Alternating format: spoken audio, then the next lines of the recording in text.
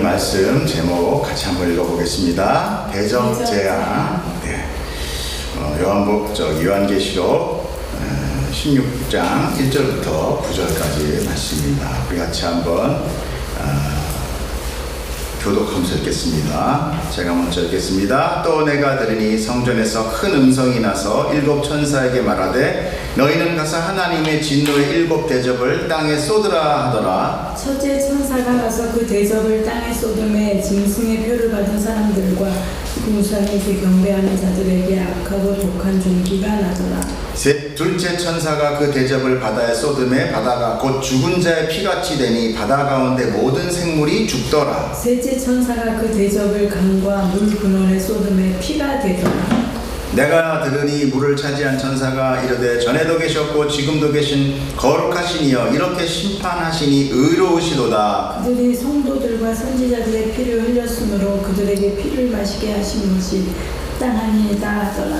또 내가 들으니 제단이 말하기를 그러하다. 주 하나님 곧 전능하시니여 심판하시는 것이 참되시고 의로우시도다 하더라. 넷째 천사가 그 대접을 해에 쏟음에 해가 권세를 받아 불로 사람들을 태우니 사람들이 크게 태움에 태워진지라. 이 재앙들을 행하는 권세를 가지신 하나님의 이름을 비방하고 또 회개하지 아니하고 주께 영광을 돌리지 아니하더라. 아멘. 아멘.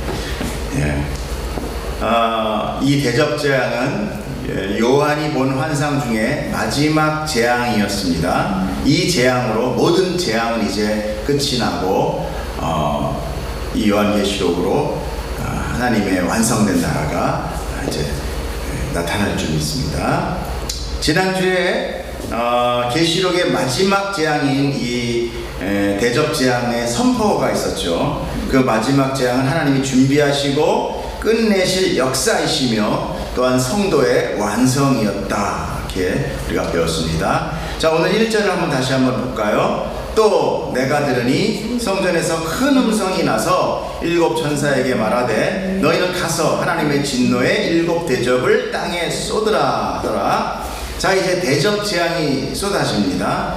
이 말씀의 초점은 성전에서 나오는 큰 음성에 우리가 초점을 가질 수 있어요. 자, 대접을 쏟는데 이 명령을 하는데 큰 음성이 나더라는 거예요. 큰 음성, 성전으로부터 나는 큰 음성. 그것은 하나님의 선포입니다. 그것은 절대적이며 하늘의 권위와 권능으로 시행되었다라는 것을 의미하는 거예요. 큰 음성. 자, 대접 재앙은 우리가 앞으로 읽어보면 알겠지만 아주 신속하고 단호하게 이루어집니다. 앞에 같이 이렇게 좀 약간 이렇게 부연 설명들이 많지 않아요. 아주 간결하면서도 신속하게 이루어져요. 암살자가 은밀하게 신속하게 행동을 한다면 전면전을 시행하는 폭격기가 하늘에서 웅장한 소리를 내며 하늘에서 비같이 폭탄을 쏟아 순식간에 모든 땅이 잿더미가 되는 것 같이 온 천지가 다 알 수 있도록 큰 재앙이 이루어지는 거예요. 몰래 이루어지는 게 아닙니다. 하나님의 이 재판은, 이 재앙은 은밀하게 이루어지는 게 아니라 온 세상 천지가 다 아는 거예요. 왜? 이 세상의 주인이시기 때문에. 이것이 바로 하나님의 공의요, 또한 하나님의 역사, 완성, 이렇게 되는 거예요. 자, 두 번째를 보겠습니다. 첫째 천사가 가서 그 대접을 땅에 쏟음에 짐승의 표를 받은 사람들과 그 우상에게 경배하는 자들에게 악하고 독한 종기가 나더라. 자, 드디어 첫 번째 대접이 땅에 쏟아집니다. 그랬더니 뭐가 나와요? 독한 종기가 나왔습니다. 예. 독한 종기의 재앙은 우리가 그 출애굽 때 애굽에 내려진 여섯 번째 재앙과 동일한 겁니다. 출애굽기 9장 9절을 한번 볼게요. 그 재가 애굽 온 땅에 티끌이 되어 애굽 온 땅의 사람과 짐승에게 붙어서 악성 종기가 생기리라. 그들이 화덕의 재를 가지고 바로 앞에 서서 모세가 하늘을 향하여 날리니 사람과 짐승에게 붙어 악성 종기가 생기고. 자, 성경이 말하는 이 독한 종기, 악성 종기, 이거는 개역 한글에는 헌대라고 나와요. 헌대, 독한 헌대가 생겼다. 근데 이 표기로 헬라어는 헬코스라는 건데 상처, 궤양 또는 한센병, 문두병 이런 거를 얘기하는, 악성 피부 질환을 얘기한다. 또는 혹가는 암 뭐 이런 것도 얘기하는데 그거보다는 피부 질환 같은 거요. 자, 그런데 그들이 어떤 사람들한테 그런 재앙이 펼쳐져요? 바로 짐승의 표를 받은 사람과 우상 숭배한 자들. 네. 참 우리는 이 말씀에 몸둘 바를 모르죠. 짐승의 표는 우리 지난번에 말씀드렸듯이 우리 인간 전부가 받은 죄에 대한 상징이었다. 그렇죠? 죄는 하나님을 무시하고 자기가 왕이 되어서 이기기 위해 경쟁하며 살인을 하고 미워하고, 그 미워하는 거 살인이었습니다. 바로 예수 믿기 전에 우리들의 모습이었다. 아마 지금도 그런 모습이 있을 겁니다. 왜? 그런 죄의 그 영향력이 이렇게 우리의 육체에 있기 때문에 그래요. 불신자, 즉 불신자들이죠. 그들은 모두 짐승의 표를 받은 자들이에요. 그러나 우리는 예수 그리스도의 보혈의 피로 그 표가 찢혀 없어지고 이마에 하나님과 어린 양의 이름이 새겨진 자들이 되었다 하는 거예요. 그것이 바로 우리에게 주신 은혜요 복음이요 구원인 거예요. 그걸 보고 새 창조, 즉 보라 새 것이 되었더라 라고 이야기하는 거예요. 새 것이 되었다니까 내가 뭐 어떻게 변했나? 그게 아니라 내가 인간의 표를, 짐승의 표를 받고 있었던 죄인인 내가 이제 구원의 상징인 하나님의 이름, 어린 양의 이름을 새겨진 자가 되었더라. 그러나 육체는 그대로더라. 이거예요. 자, 우상에게 경배한 자들이 또 이 악성 좀비를 맡게 됩니다. 우상이라는 게 뭐죠? 하나님보다 더 소중하게 생각하는 것. 그게 우상이에요. 가장 큰 우상은 누굽니까? 자식. 나죠. 그리고 돈.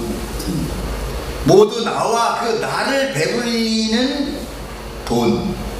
그것 때문에 하나님을 믿는 것에 걸림돌들이 되는 거예요. 그래서 맘몬이라고 하는 이 세상의 신을, 돈을 이 신이라고 얘기해요. 하나님. 자, 모두 나와 나를 배불리는 돈 때문에 하나님을 믿는 것에 걸림돌이 돼요. 그 다음에 뭐예요? 아까 말씀하신 자식, 형제, 가족, 친구. 그런데 이 모든 것은 뭐예요? 바로 나의 연장선이라는 거죠. 자식도 나의 연장선이에요. 자식이 잘 되면 좋은 거예요. 뭐예요? 자식이 기뻐서 잘 되는 거 좋습니까? 내가 보기 좋아서 잘 될 때 좋습니까? 솔직하게 얘기해 보세요. 내가 만족하는 걸로 자식이 커질 때 좋은 거잖아요. 아니라고 얘기하는 하나님 거짓말하는 사람입니다. 그렇지 않습니다. 다 나의 기쁨을 위한 자식의 기쁨이 되는 거예요. 그래도 이 세상 어떤 것보다는 자식을 위해서 사는 게 부모긴 하지만, 그러나 그것도 역시 마찬가지. 그래서 내 아들이 서울대 갔는데 좋았다가도 옆집 또리가 하버드 가면 머리통 흰 거 수건 쓰고 앓고 눕는 거예요. 그게 인간이에요. 자, 이런 안 보이는 실체들도 또 있죠. 우리에게 뭐가 있어요? 취미라든지 운동, 일, 이런 중독들, 이런 것들이 또 우상 숭배. 이런 우상 숭배한 우상에다 경배하는 것들, 이것도 다 바로 그런 것들입니다. 그러니까 우리는 몽땅 다 포함되는 거예요. 어떻게 우리는 그들과 분리될 수가 없어요. 우리의 힘으로는 도저히 그것들을 떼놓을 수가 없습니다. 그것은 오직 성령의 능력으로, 그리고 우리를 이 삶의 고난과 시련을 통하여 오직 하나님만 바라보게 하나님이 만드시는 거예요. 그래서 그걸 보고 은혜라고 하는 거예요. 그러니 우리가 무슨 말 할 수 있겠어요? 무엇을 더 달라고 할 수 있겠어요? 무엇이 더 나빠졌다고 하나님께 삿대질할 수 있느냐는 거예요.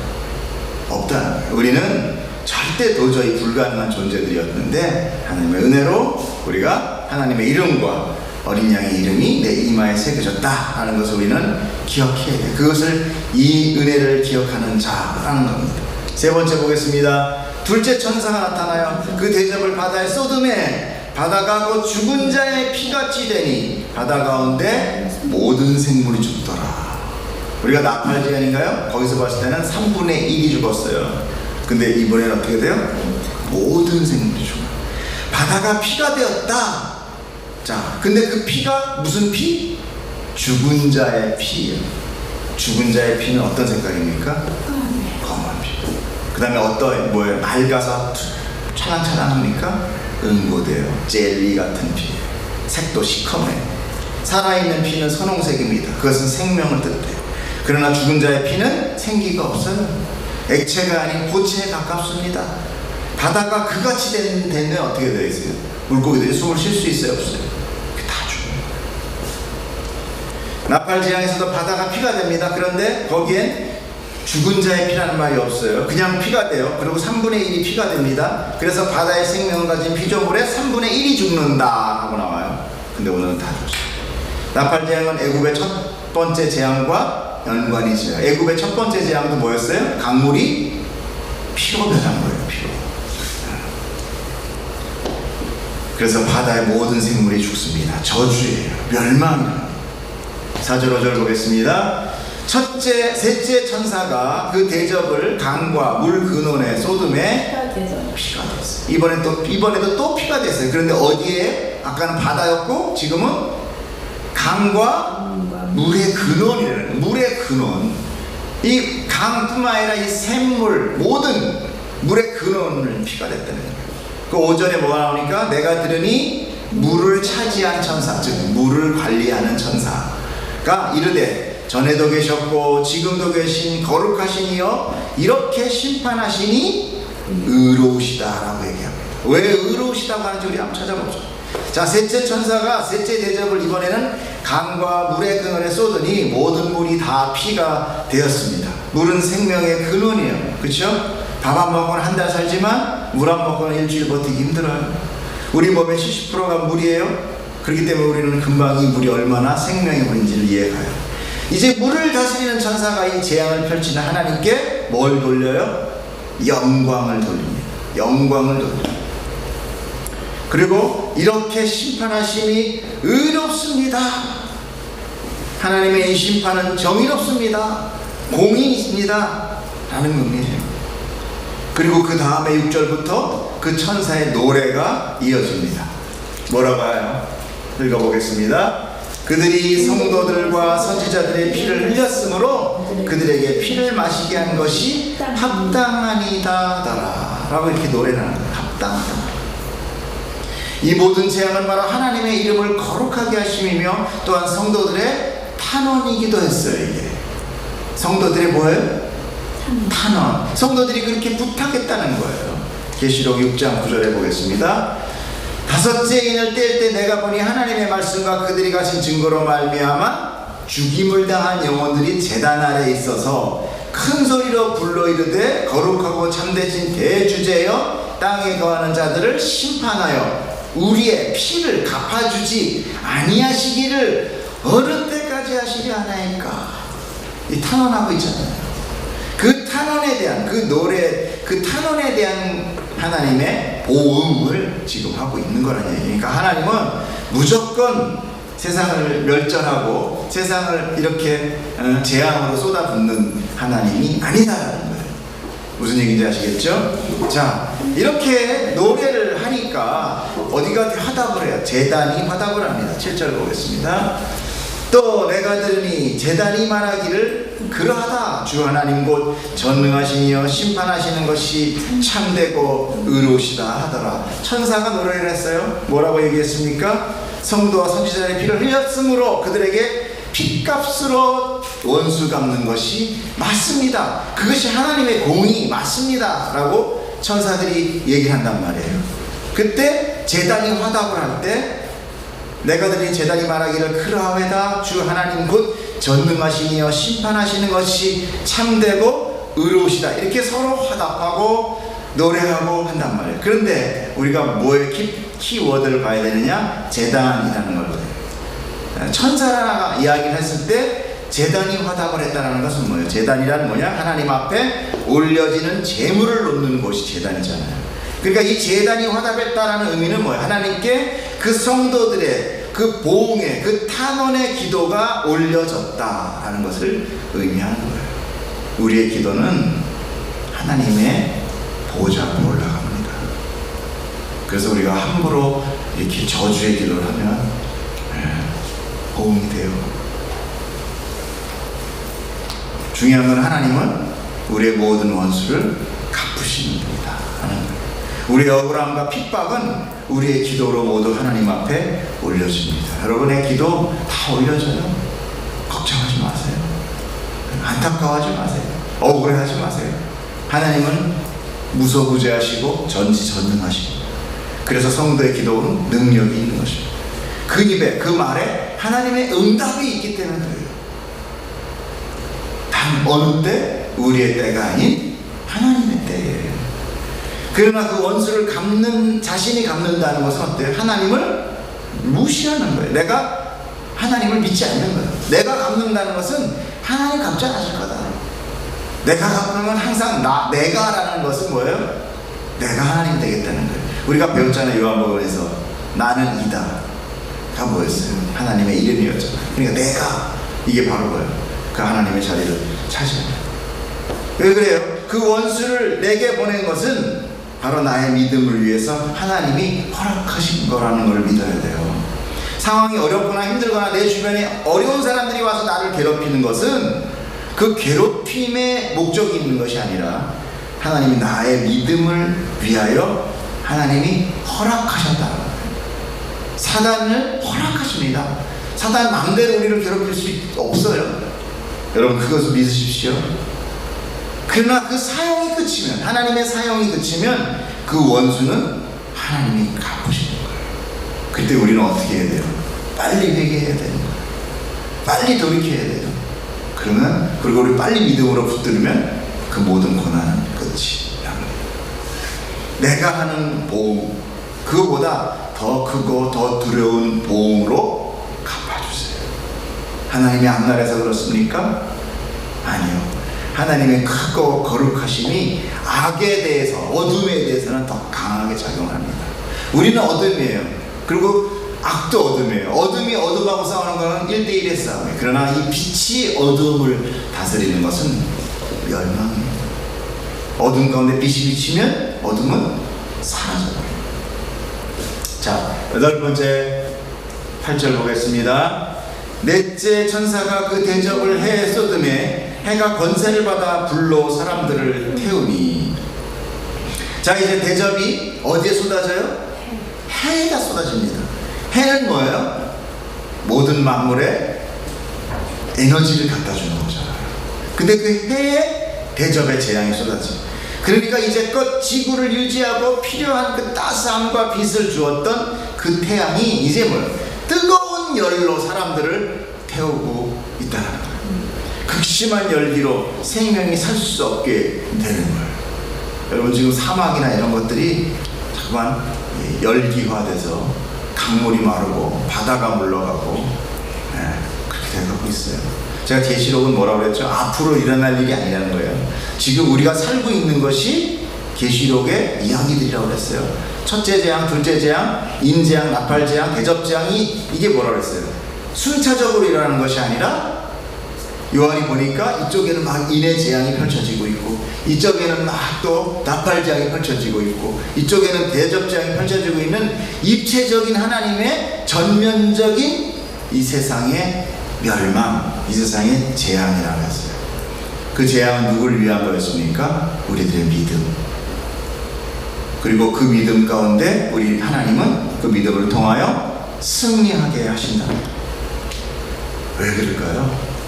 우리가 그런 선한 싸움을 쌓지 않고 천국에 가면 늘 내게 말씀하잖아요. 천국이 아니라니까. 내 뜻대로 살기를 원하고 내 의지대로 살기를 원해서 오직 그거 하나 목적으로 살아가는 우리들은요, 천국에 가면 몽땅 다 내가 바라는 천국 생각한다니까. 하나님이 원하는 거 하고 싶지 하지 않아요. 내가 왜 천국 가서도 명령을 들어야 돼? 내 마음대로 좀 살고 싶어. 내가 하고 싶었던 거, 남자들은 뭐 그냥 뭐 호의호색하는 거, 여자들은 또 막 화려한 거 입으면서 막 신나는 거, 이런 거 생각할 거 아니에요. 우리가 보고 자란 게 그거밖에 없는데, 세상이 우리한테 보여준 기쁨이다 이라는 게 뭐예요? 부유하고 잘 먹고 잘 입고, 저 TV에서 나오는 가장 부유한 사람, 남자 딱 나오면 큰 요트에 비키니 입은 여자들이 쫙 앉아서 맛있는 막 요리 뭐 이거잖아요. 여자들은 뭡니까 막 악마는 프라다를 입는다 하지만 프라다 입고 막 멋있는 남자하고 탁 댄스 파티 가고 이런 거밖에 모르기 때문에 우리는 천국 가면 그거 하는 줄 안다니까. 근데 우리는 어때요? 이 세상에 그런 낙이 주는 우리는 계속 목마르고 계속 우리를 죽여간다는 것을 깨닫게 하는 거예요. 그 안에 원수들이 바글바글하다는 것을 깨닫게 하는 거예요. 그래서 이제 어떻게 돼요? 아니 내가 추구하던 건 다 틀렸구나. 하나님이 원하는 것, 하나님의 나라, 하나님이 한다면 난 하나님 붙들고 살아가는 게 가장 안전한구나 라는 것을 우리가 깨닫고 들어가게 하는 그 기간, 이게 바로 성도의 삶이에요. 그래서 이 계시록은 바로 성도의 삶을 나타내고 있는 것입니다. 그래서 마지막에 무저갱에서 사단이 잠깐 풀려나잖아요. 왜 풀려나요? 그 모든 것은 뭐예요? 하나님의 주권 안에 있다라는 거예요. 하나님이 풀어주기도 하고 가둬놓기도 한다는 거예요. 하나님이 전지전능한데 사탄이 막 까분다고 막 그냥 쫓아다니면서 저거 어떡하지 하고 무슨 수사 영화 보듯이 뭐 이런 하나님 믿을 수 없죠. 그렇지 않단 말이에요. 자, 해에 대한 재앙은요, 네 번째 나팔 재앙에서도 나타났어요. 그때 해 3분의 1과 달 3분의 1과 별 3분의 1이 타격을 받아요. 그리고 그것은 뭐였냐면 어두움이었습니다. 어두움. 그러나 대접재앙은 강한 빛과 열기예요. 대접재앙을 보면 전체적으로 긴박하고 간결하고 신속하죠. 지금 벌써 어디까지? 넷째 천사까지 그냥 후루룩 와버렸잖아요.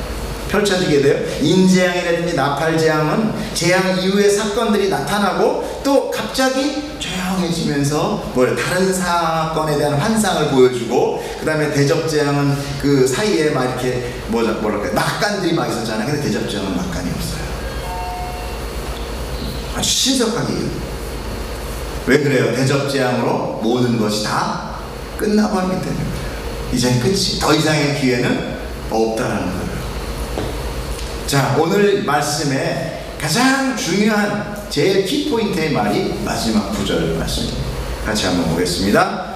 사람들이 크게 태움에 태워진지라 이 재앙들을 행하는 권세를 가지신 하나님의 이름을 비방하며 또 회개하지 아니하고 주께 영광을 돌리지 아니하노라.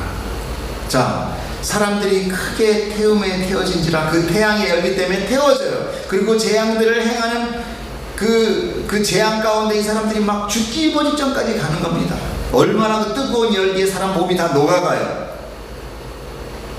그런데 불구하고 그들이 하나님의 이름을 비방하더라, 회개하지 않더라, 주께 영광을 돌리지 않더라라는 거예요.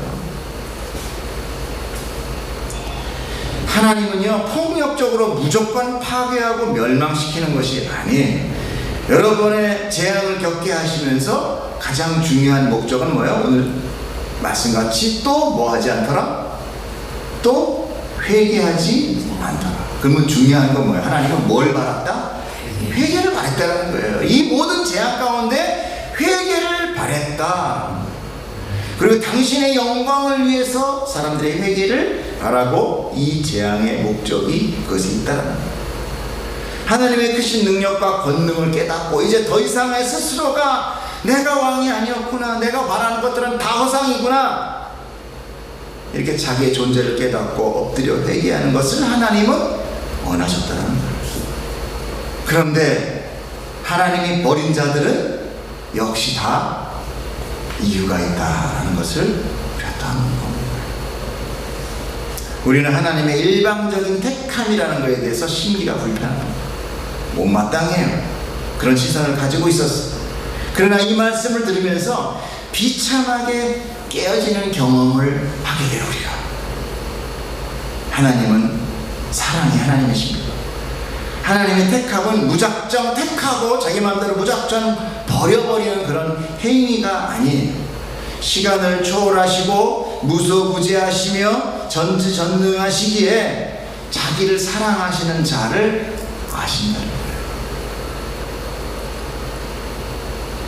그들은 천지 창조 전에, 즉 창세 전에 생명체계 하나님이 그 이름을 기억해 놓으신 거예요. 하나님은 우리 안에 당신의 생명을 넣어줄 수 있는 그 회개의 가능성을 보시고 우리를 택하신 거예요. 아무나 택하신 거 아닙니다. 왜 그래요? 지금 9절에 보면 이렇게까지 했는데도 그들은 하나님을 모르고 회개하지도 않고 영광을 돌리지도 않고 그 이름을 비방하면서 악악된다는 거죠. 그러니까 우리가 사람을 전도한다는 게 그게 말이 됩니까? 아니에요. 우리가 전도는 하지만 그 전도해서 돌아오는 건 하나님이 하시는 거예요. 우리는 그저 전하는, 우리는 그저 증인으로 사시는 거예요. 우리는 그저 복음의 증인으로 살아가는 거예요. 여러분 마음에 이런 회개와 크신 하나님이 보이지 않는다면 엎드려 통곡하셔야 돼요. 매달리셔야 돼요. 혹 버림받은 자가 될 수도 있다는 거예요. 굉장히 두려운 얘기입니다. 그래서 우리는 택함 속에서 두렵고 떨리는 거예요. 또한 그 택함이 너무도 큰 은혜로 우리한테 다가오는 것입니다. 오늘의 메시지는 이 구절 안에 모든 것이 다 포함됩니다. 아니, 이 계시록의 대표적인 말이 성도는 승리한다 이외에 다른 하나, 불신자는 회개하지 않더라. 불신자는 하나님의 일방적인, 회개하려고도 막 그러는데 나 너 버렸거든, 이 생명력이 없어, 그러니까 너 무조건 죽어야 돼, 이렇게 하시는 하나님이 아니라는 거예요. 그렇기 때문에 우리가 변명할 수 없습니다. 우리의 죄를 가지고 하나님 앞에 변명할 수 없어요. 그리고 하나님한테 불공평하다, 공의롭지 못하다고 이야기할 수 없다. 하나님은 공의로우시고 하나님은 사랑이시며 하나님 우리에게 이런 기회를 계속 불신자들에게 동일하게 주셔고 있다는 거예요. 그러나 여러분, 우리는 얼마나 감사합니까? 이 재앙 가운데 속하지도 않고 또 인맞은 백성에서도 우리가 인을 하나님의 인으로 바꿔주시고 또 천상에서 우리가 하나님 곁에서 그 재앙을 바라다볼 수 있는 자들로 우리가 쓰게 하시니 이게 얼마나 큰 감사합니까? 그래서 계시록은 불신자에게는 재앙의 책이요, 신자의 성도에게는 승리의 책인 것을 여러분 믿으시기를 축복합니다. 네, 같이 기도하겠습니다. 사랑이 많으신 하나님 감사합니다.